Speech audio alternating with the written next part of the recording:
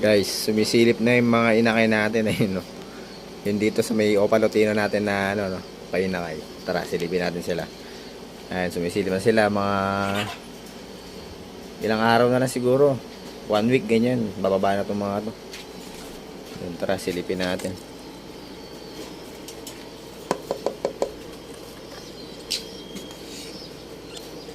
Ayun sila guys oh.